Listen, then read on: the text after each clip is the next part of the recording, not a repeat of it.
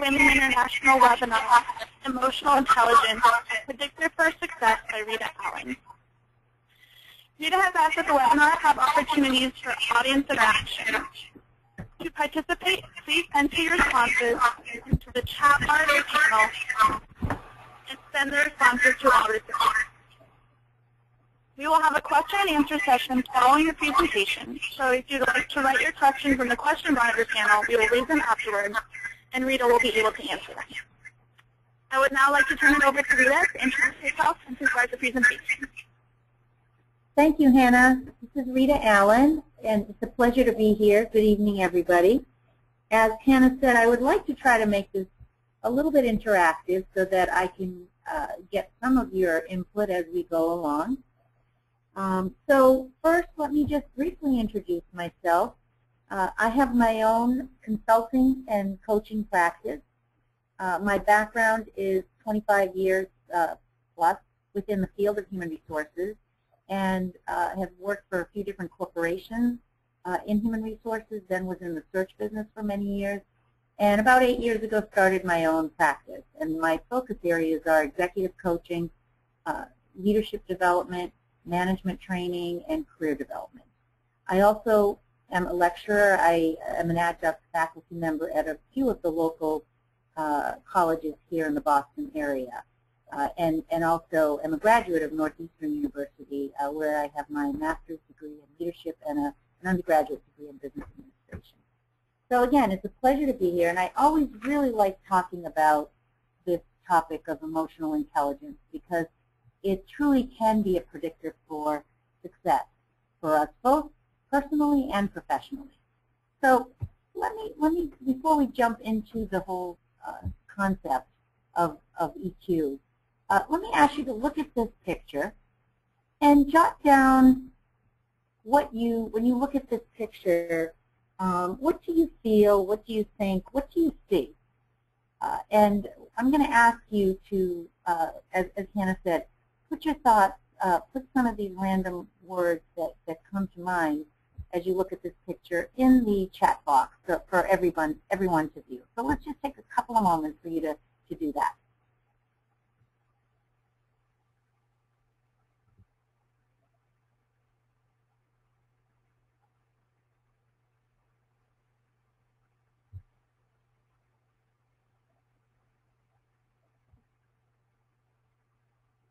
Okay, I'm not seeing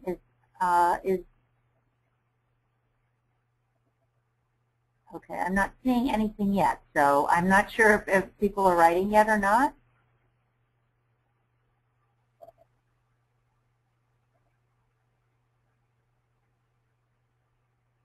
Here we go. Thank you.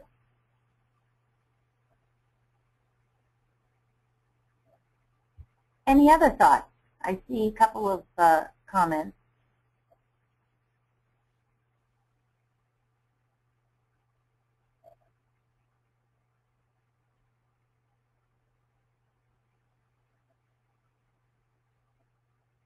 Okay, I see a couple of thoughts: war soldiers, fatigue, camaraderie. When we look at this, or anything actually, we all have our own perceptions, and sometimes they can be. And we've got honor, we've got teamwork, we've got courage. These are a few of your thoughts. And when we do look at anything, actually, our perceptions really are molded by our beliefs, our experiences, the kinds of things that we have been taught. And how do these thoughts, how do these perceptions impact our behaviors? And not only do they impact our behaviors, but then, of course, they impact our actions. And again, many times when we're with people at work, it could be we have a lot of similarities, but then again, because of our perceptions, we can have a lot of differences too about how we perceive things, how we take in information, and therefore that influences how we think and how we act. So the question is, then how does this impact others? Okay, what kind of impact do we have on others?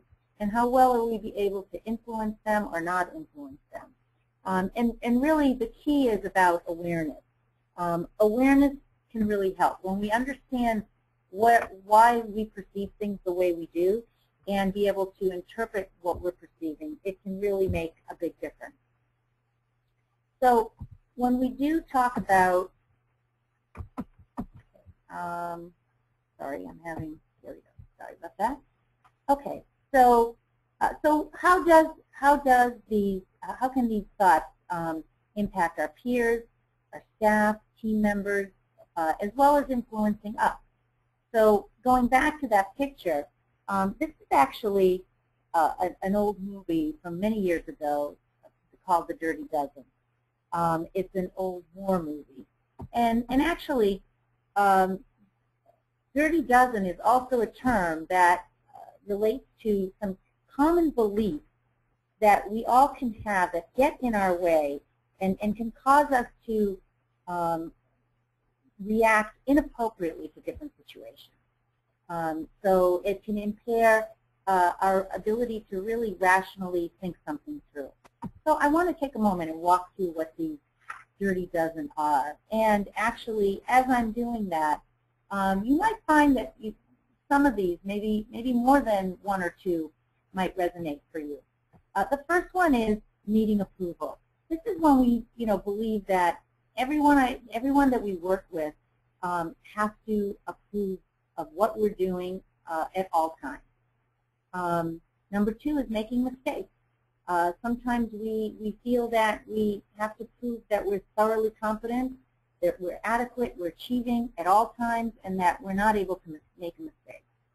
Number three is when we think that it's up to us to change others who act either inappropriately or unfairly, or in somehow doing something that isn't right. Four is when we catastrophize. So this is basically when we sort of view things as just so catastrophic that we're almost, kind of when the drama queen or drama king comes out in us. The fifth one is when others cause misery. This is when we really believe that our emotional misery is coming from someone else or an external pressure that we have very little ability to change. Number six is when we worry, fret, or fear, so that will hold us back because we preoccupy ourselves with it and we get all anxious about it. Seven is avoidance. When we say, when we kind of take the approach that it's easier to avoid facing something that's very difficult and something that we need to sort of step up and be responsible for, but it's easier to avoid it than doing something about it. 8 is the past. When we really sort of dwell on the past, let what's happened in the future determine how we're going to feel and behave today. And number 9 is unrealistic expectations. When we really sort of set ourselves up to think that people and things should turn out better than they do, and then if they don't, we feel that it's up to us to fix it. Number 10 is competition. When we start to really kind of put pressure on ourselves to say that our worth, it can be measured by competitive situations as opposed to really just doing the best that we can do. 11 is that when other people or conditions in our life are the source of our problems, okay, instead of, again, sort of taking accountability and just,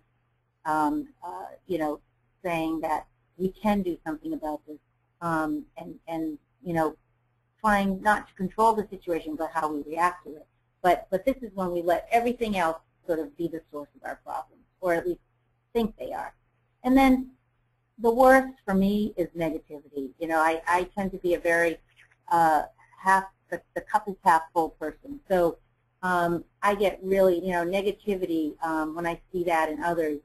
That really impacts me. And this is when certain occurrences or events are just negative in nature, or there's people that are just negative, and that tends to be their tendency. So as I walk through these, I'm thinking that maybe a couple of these or more you can relate to, all of us, because certainly at one time or other we all, have these dirty dozen that pop up and really do get in the way of us being able to react and function in an appropriate way.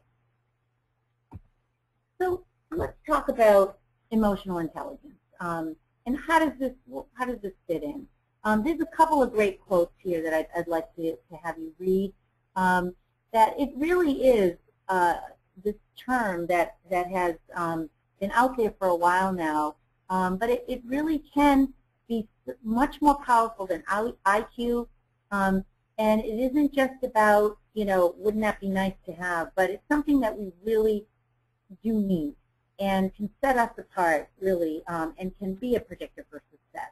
The first quote by Warren Bennis, as well as Jack Welch, has a great quote here you can read on this slide as well.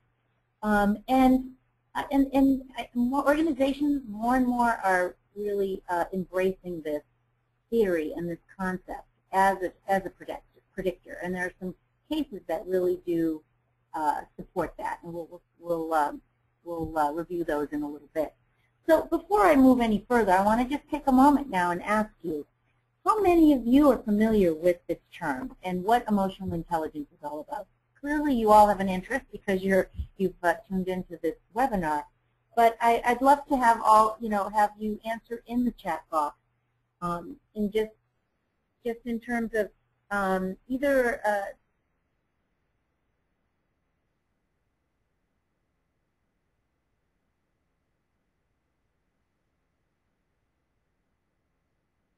Really the first time that you're hearing.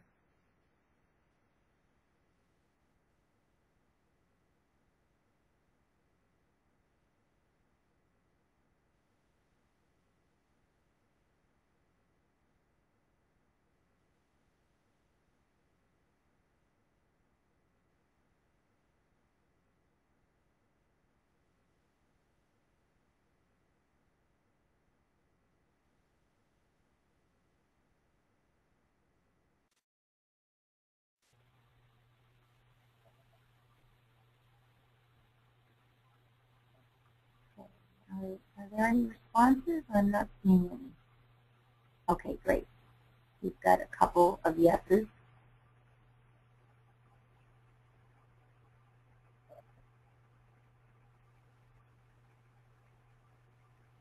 Any other responses?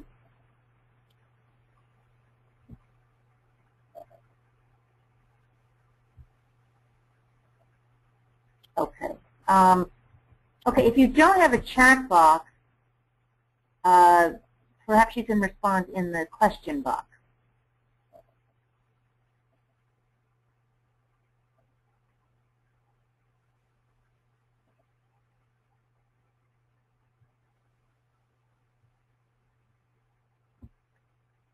Okay.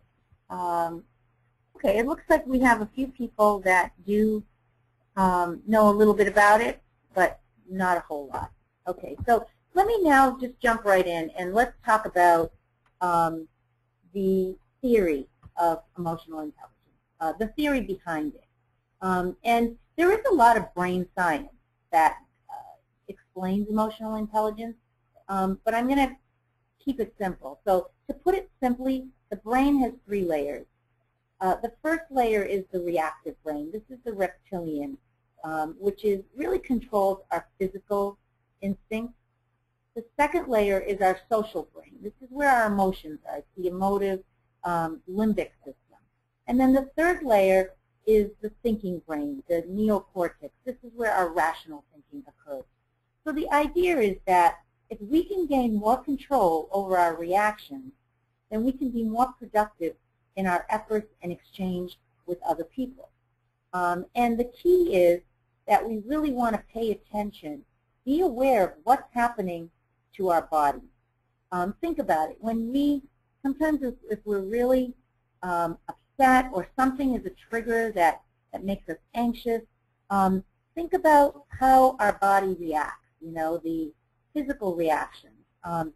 Think about when your heart beats really fast, you get that adrenaline rush, or you can feel the blood sort of rushing from from the bottom of your head all the way up to the top of your head, and also, you might feel the sweaty palms. That's what we want to understand is what's happening to our bodies. Be aware of what's happening, and so that we can then gain control over how we manage our brain activity, which impacts our physical reaction to stress, and that has tremendous effects on our heart activity. So what happens to our bodies? Are you attentive to these physical changes that your brain and your body experience when you're reacting to stress? And that's what we want to think about and really try to be more attentive to. So what is emotional intelligence then? It's our ability to identify and manage this emotional information, both in us as well as in other people. It's about our ability to focus our emotional energy on the required behaviors that we need to get things done. So EQ, it can be a learned skill versus IQ, and this is actually very controversial. There are some people in this field that don't believe that it can be learned. And then there are many people who do believe it can be learned. Personally, my belief is that it can be learned. I think it's like everything else. There's a continuum, right? And even if it doesn't come as naturally for some folks, and maybe more naturally for others, I do believe we can develop skills that will at least move us a little bit on that continuum. And so I'm going to walk through how we can develop some of these EQ skills. And basically it's through trial and error, it's through training, it's through coaching, but let's understand what they are so that we can identify better what kind of areas and skills we need to develop. So there's 4 dimensions of emotional intelligence: self-awareness and self-management, which are really about personal competence, and then the other 2 dimensions are social awareness and relationship management, which is about social competence. And it's the first one, we'll walk through each of these a little bit. The first one is the self-awareness. Again, it's a personal competence, and this is about how we manage ourselves. Being aware of how our own emotions and behaviors are influenced by and as well as impact others. So how do we project to our staff? How do we project to our peers? How do we project to clients, other people we work with? And of course, we're talking about this in a professional capacity, but of course this applies in our personal lives too. You can think about family and friends as well, and again, how do we project ourselves? So this really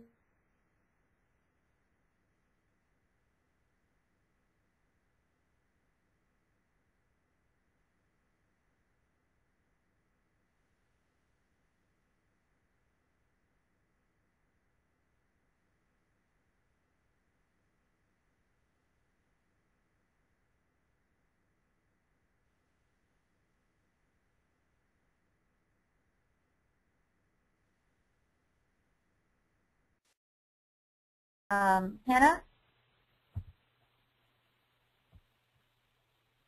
Am I okay, Hannah?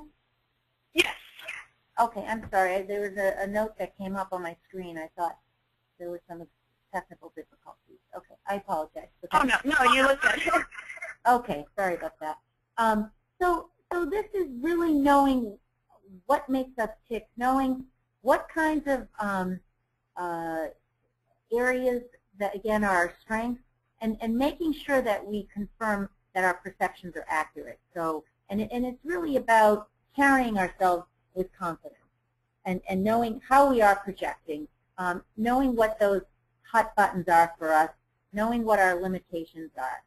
So this self-awareness really is very important, and it's the foundation. The next dimension is about self-management. So this is also personal competence, and this is about how we manage ourselves.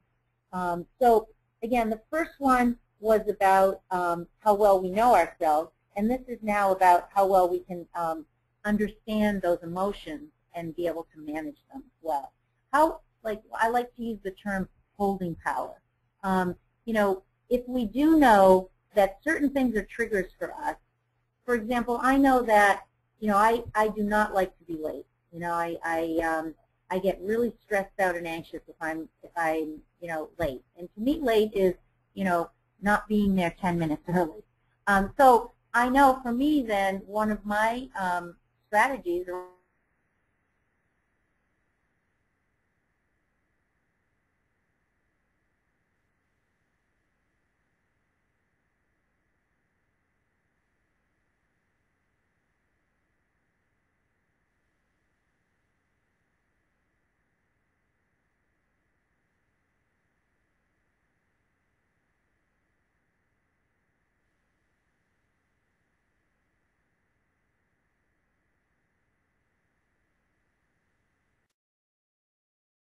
is a trigger that is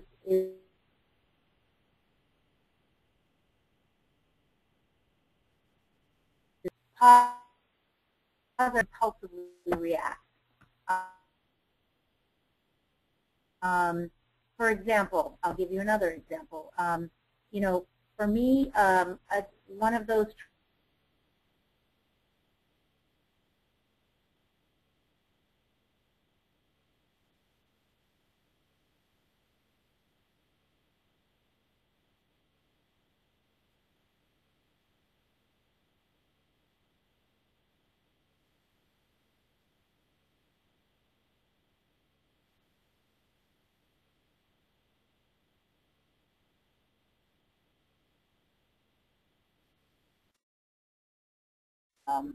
that kind of reaction. So again, it's understanding what are the triggers, what sets us off, and being able to manage those emotions before we get set off. And what you have to do is pay attention. It's almost good to keep a journal so you can see what are those, what are the things that really do kind of cause those physical changes in you. And another side of that too is recognizing other people and what are some triggers in them, and being able to, you know, I know a friend who has, you know, who is very sensitive about certain topics that I will make sure that I am mindful of and not try to, you know, try to manage myself in a way that I don't cause those kinds of triggers in her. So again, it's about self-management both ways, you know, how well we read the things that are triggers for us and manage them, as well as others. And that holding power, being able to sort of, you know, really be very appropriate for the situation and not overreact. The next two dimensions are about social competence. This is about how we manage relationships. The third dimension is about social awareness. This is really about empathy. How well do we put ourselves in other person's shoes? How well do we read the room? How well do we read the mood of the people around us? How well are we in tune to the kinds of norms, either in an organization or, again, even if it's outside of work, you know, within whatever social setting you're in? And how well are we really at putting ourselves out there and being of service to other people? Are we good listeners? Do we ask questions? Are we good at really being present when we have those one-on-one meetings and one-on-one conversations? And that's what the social awareness dimension is about. The fourth dimension is about actual relationship management. How well do we inspire others? How well do we influence? Are we good at dealing with, recognizing, dealing with, and managing conflict appropriately? Are we good at building teams? Are we good at partnering and collaborating? And this is especially challenging when you have to motivate the unmotivated, or influence without authority, or influence people who maybe you don't, you know, there isn't a deep connection with, but you have to establish that connection. So this is really taking it deeper and being able to influence in a way that you really do build some very strong, trusting, lasting relationships. So these are the four dimensions. And I guess it's a personal opinion in terms of which dimension is most challenging. And I guess if we take a moment here again, I'm gonna try one more time here with the chat box here to see if we can maybe get some input and hear from some of you in terms of which dimensions do you find most challenging? Either self-awareness, self-awareness, self-management, social awareness, or relationship management.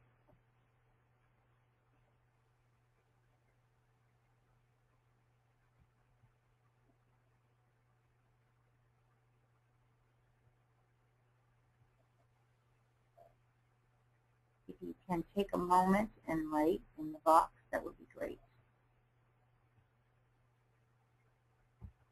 Okay, I'm seeing a few different self-awareness, seeing relationship management. Yeah, and I would say, again, all four of these, I honestly, it's a personal, that's why I'm curious to get input from others. We've got self-awareness, we've got relationship management from a couple of folks. I would say for me, the second dimension around self-management can be the most difficult. But again, this is how well we are able to be aware and really work towards building these skills can truly make a difference in how successful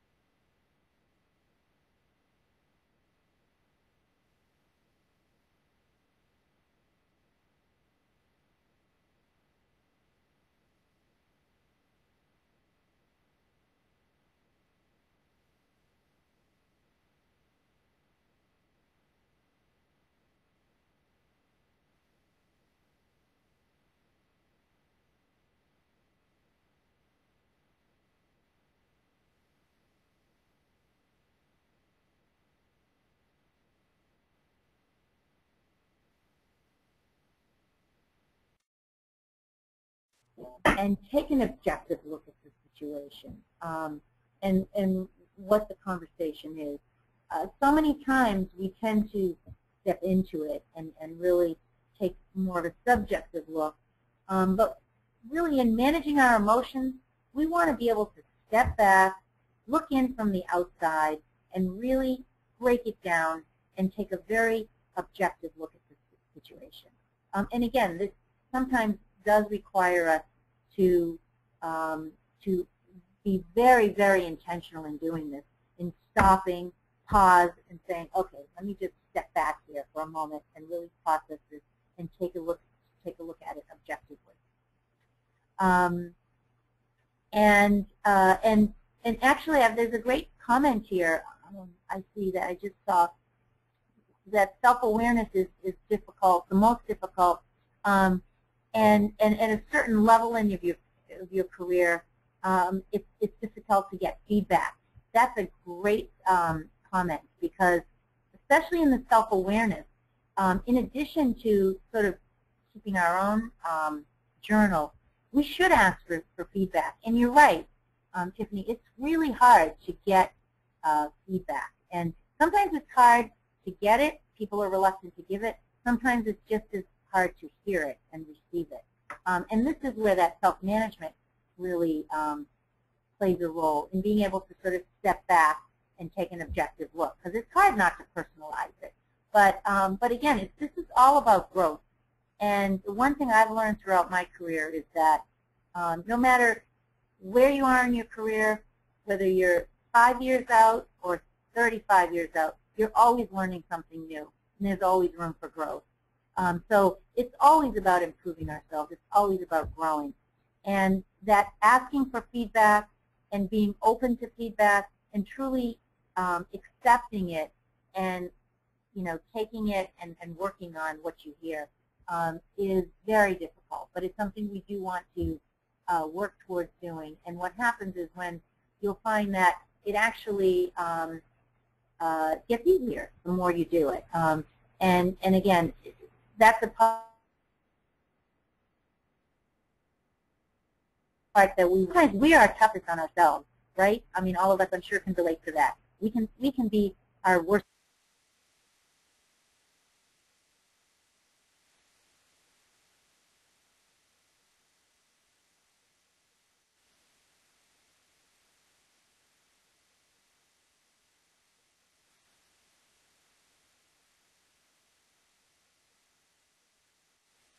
Might be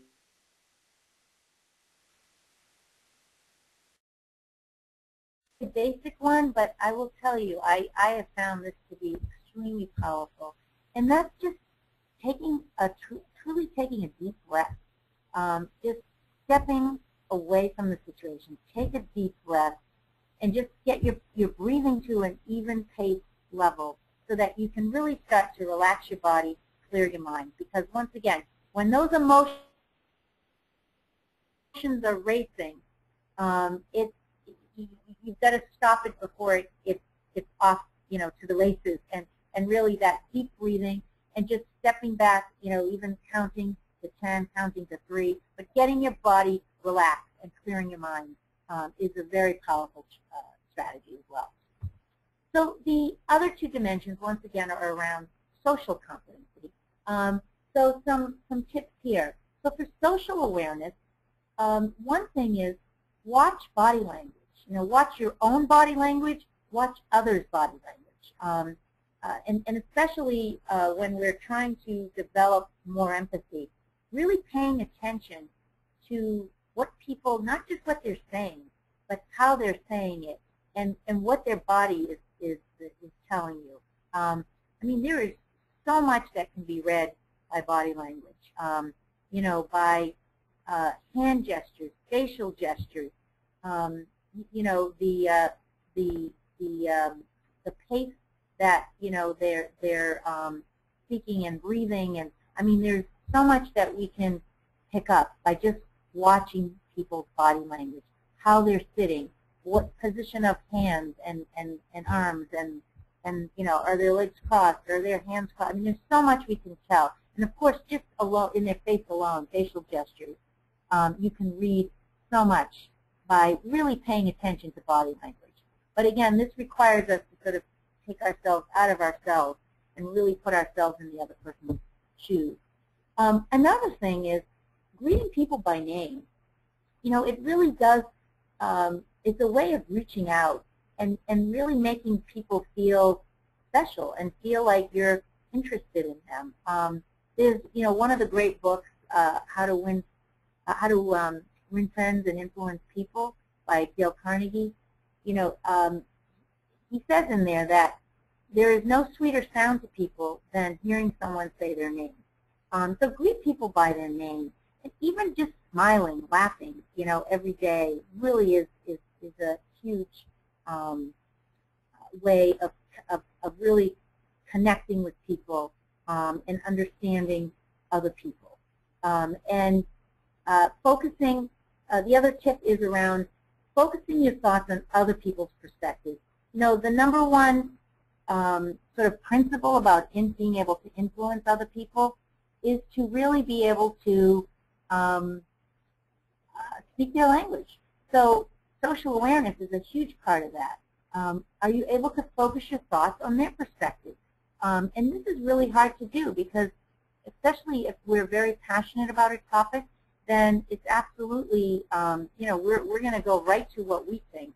And we have to stop ourselves and really try to think, well, how does this impact the other person?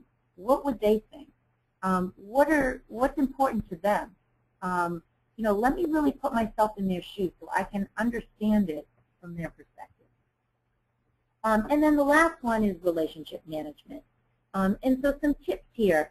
If you are going to influence and you are going to build this trust and build relationship and earn respect, we have to be very good at articulating our ideas in a very clear, concise, and crisp way.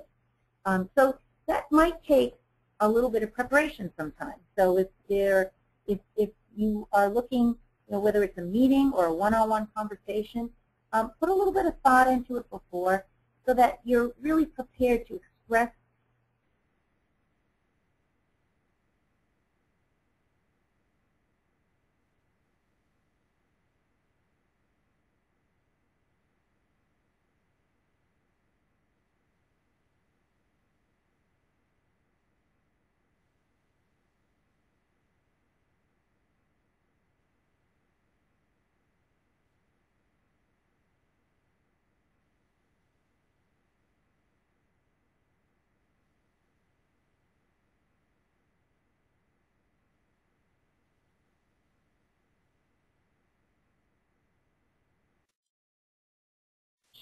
Some people might just avoid conflict altogether. Some people might be more of a competing, you know, the other extreme, which is sort of my way or the highway. And then there's, you know, accommodating, where you really are just kind of, you know, letting the person do whatever, letting them determine how the conflict will be handled. And then there's compromising and collaborating, which requires a little bit more time and effort. And not all of those are appropriate for every situation. So we really need to develop our conflict management skills. Conflict is a positive thing. It shouldn't be looked at as a negative. Conflict is inevitable. What is conflict? If two people disagree, and let's face it, that happens every day, if not several times a day. And it's about progress, because we want, you know, you want to have disagreement. You want to have differing opinions. You want to have different perspectives, because usually that means that there will be some sort of progress at the end. So we want to work on handling, being able to embrace conflict and handle it effectively. And the other tip is really work on nurturing relationships. You know, relationship building is so important, and it isn't, it's a give and take. It's not about, you know, geez, I need to have a relationship with this person because I really need them to be, to do my job. Yes, that's a part of it, but it needs to be a give and take so that you're not only see that person as a resource to you, but you are also a resource to them. And show interest in them. Initiate that kind of contact and initiate that kind of being able to help someone else and be a resource to them. And really work on nurturing those relationships. Be very strategic. Be proactive about relationship building. I always like to say it's like a garden where you plant seeds. And you can't plant seeds and then expect the next day to have this wonderful, garden full of flowers or vegetables. You need to hope it rains. You need to have hope that the sun comes out. You need to certainly feed it. You have to give it some TLC. You've got to water it if it doesn't rain. You have to trim the weeds. And then eventually, weeks later, you'll see these beautiful flowers blossom and these wonderful, vibrant vegetables. Well, relationships are like that. You have to see it as a long-term process and really nurture it and work on building those relationships. And that takes a lot of time. It isn't about, you can't look at it as immediate gratification, but you have to look at it as something that you do build and really take a lot of time to nurture. So those are some tips for the different dimensions. And I would also like to reference a book that is helpful too. I have a resource page at the end where this is listed, but I want to just reference the Emotional Intelligence 2.0 book by Bradbury and Greaves, which is really helpful because it actually gives you tips and strategies. I've given you just a few, but it gives you tips and strategies in all of these 4 dimensions.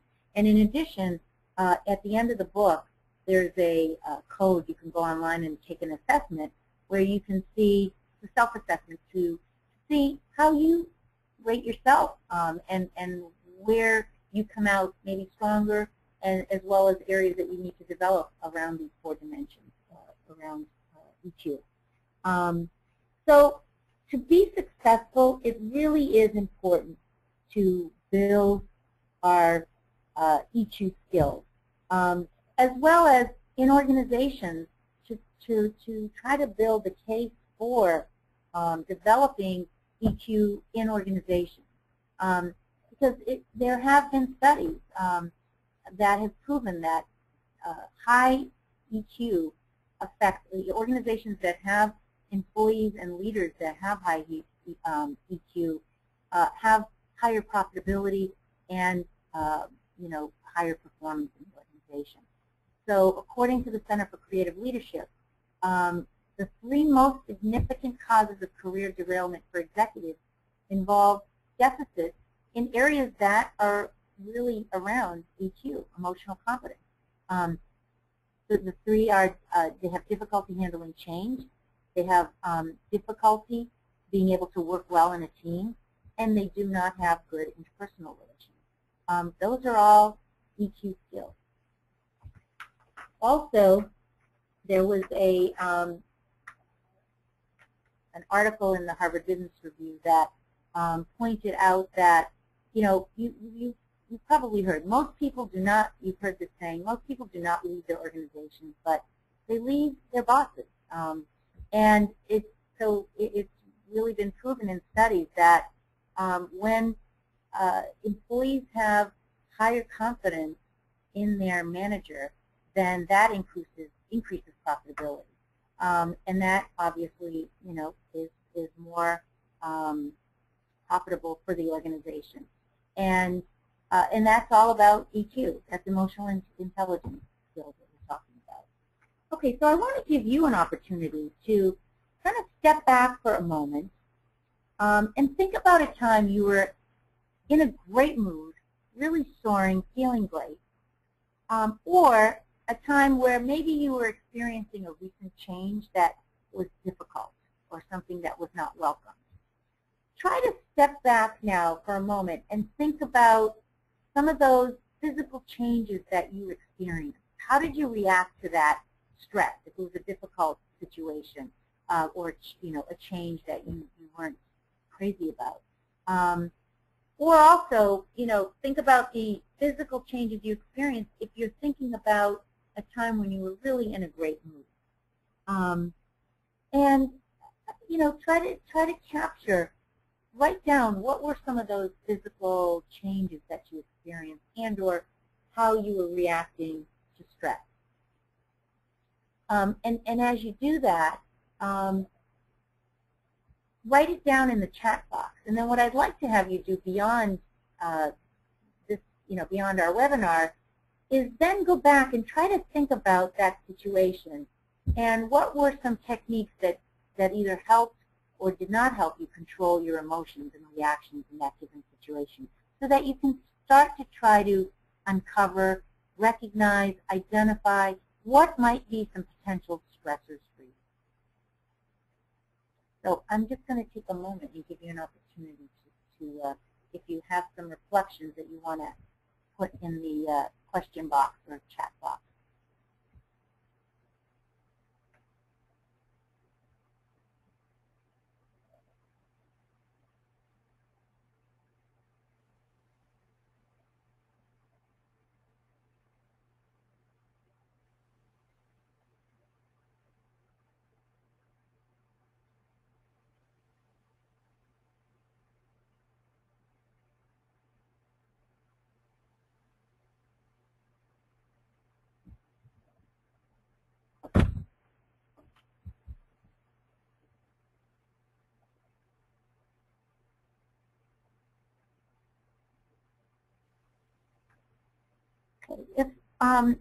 If you have any general questions too, I'll invite you to start writing them. And while you might be putting in some questions, thinking about some questions, I'm going to ask you to think about this exercise as you move forward, and take some time to think about a time where you did have, again, some sort of a change, and try to recall what those experiences were.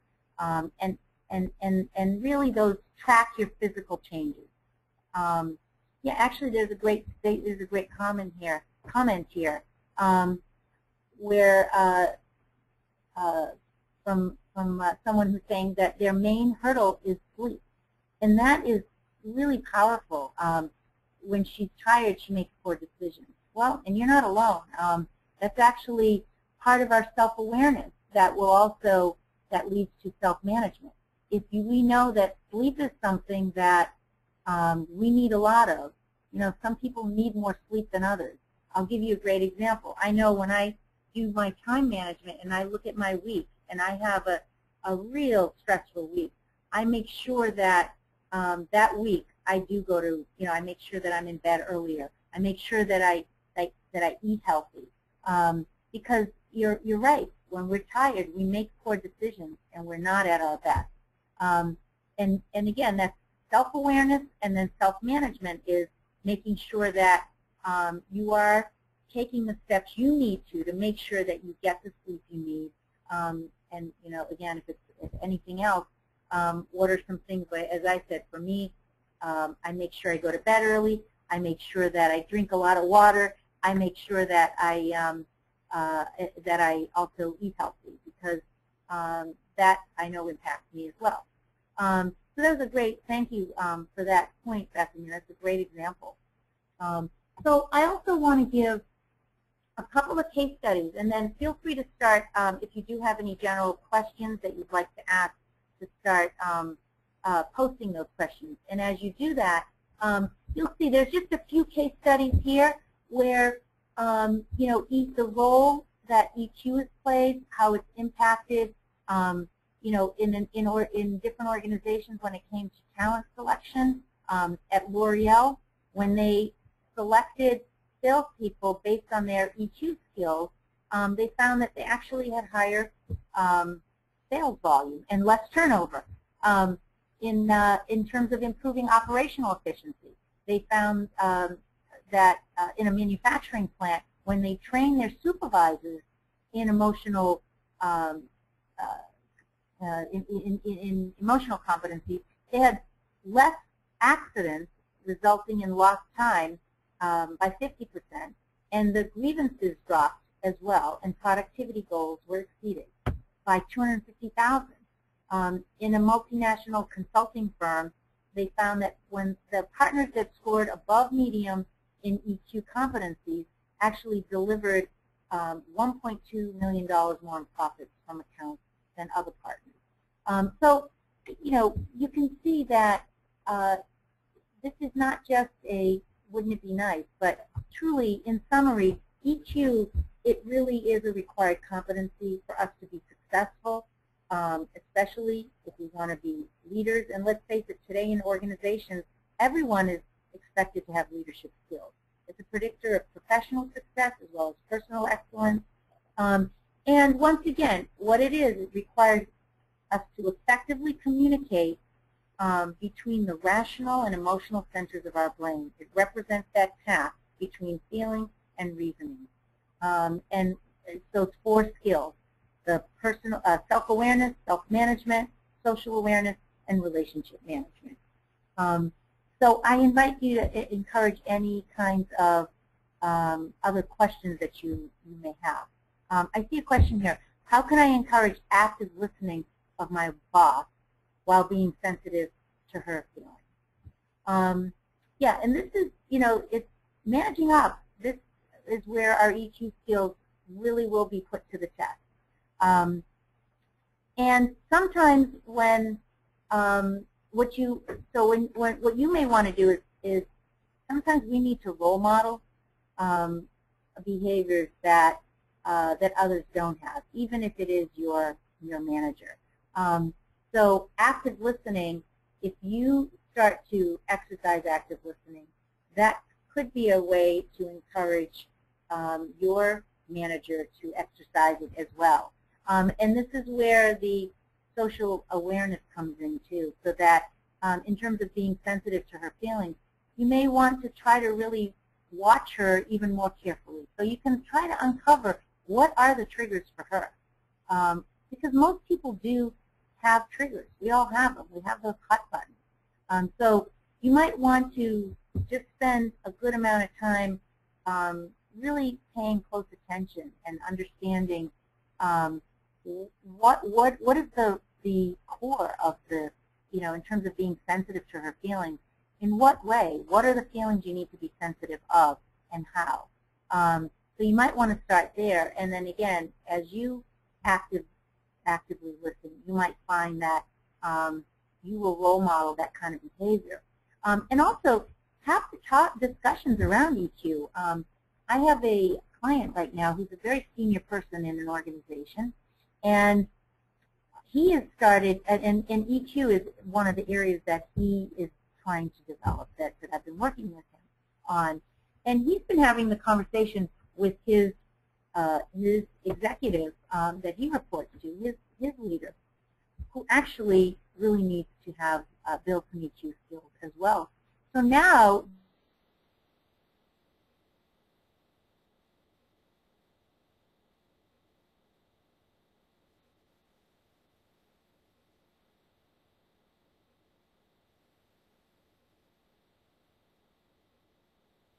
active listening, if your boss doesn't, how do you be effective? So you might want to try that. Okay, and another question here. When speaking with someone with a more aggressive conflict management style, how do you learn their triggers? Yeah, and this is a different one, a very difficult one, because when I hear you say aggressive conflict management style, I'm going to assume you mean someone who sort of takes the competing mode, which is kind of a my way or the highway. They're not really interested in hearing what you have to say. It's very aggressive and non-cooperative. And there are times when that is appropriate, but you need to use that very sparingly. So when you're speaking with someone like that, how do you learn their triggers? I think part of it is just really practicing a lot of social awareness in that case too, where once again, you want to study them and ask them a lot of questions and really try to understand, speak their language, understand what are their needs, and then also pick your battles. Sometimes when there is someone who is that aggressive, you can't fight every battle with them because they're not open to it. But sometimes it's really about determining what are the times when you need to maybe accommodate, when are times when you need to avoid, but really learn about what's going on with them. why do they act that way? Try to understand what are their biases and what are those hot buttons so that you can then try to figure out those triggers. Pay attention to their body language. Pay attention to how and when they're reacting, the physical changes that you might see as well. What gets them to go from being calm to all of a sudden being aggressive? Really pay attention. And it can be very difficult because when we start to see that, of course, then we start to react. So it requires us to be, much more sort of taking a more inactive role in really paying attention more. And it can be difficult because, aggressiveness is not something that, and then there are times too where, there's aggressive where if they really are taking advantage or being a bully, then I don't think you need to put up with that as well. I mean, there's times where you do have to sort of push back and challenge, but again, I think it's picking your battles. So it's understanding your triggers too, and then how they coincide with their triggers as well. Okay, another great question. How do you see age playing a role in EQ? That is a great question. And I'm not sure that I would say that I'm speaking on my own personal belief. I wouldn't say quote me in terms of any studies that prove this, but I do believe as we age and we have more experiences, we are able to build these skills. Now, having said that, I don't think that means that someone who is older necessarily has more effective EQ skills, because you can be in your 20s and 30s and be much more confident having EQ skills than someone in their 50s and 60s. So it doesn't necessarily, age doesn't correlate with being more, being more effective with EQ and being more confident with your EQ skills. However, I do think that if we're mindful and we're working to develop EQ skills, I do think with more life experiences, we're able to develop, even more so as we age. So I do think that can play a role. But again, it's not, that doesn't mean just because you're older, you have higher EQ. Great. Any other questions? I want to be respectful of our time. I think we're sort of getting to the end here. But I want to just leave you with the page that has some sources for you, some books, some articles. I invite you to check them out because they're more information. This is a really hot topic. I encourage you to learn more about it. This really just scratches the surface. We could talk all day about EQ and more. So thank you for your time and enjoy the journey. It really is a journey, and I wish you all great luck with it. Thank you. Great. Thank you, everyone, for joining us this evening. And I'd like to say especially thank you to Rita for that great presentation. Everyone, the recording will be available on the NBA Women International website soon. Have a great evening, everyone, and thank you again. Thank you.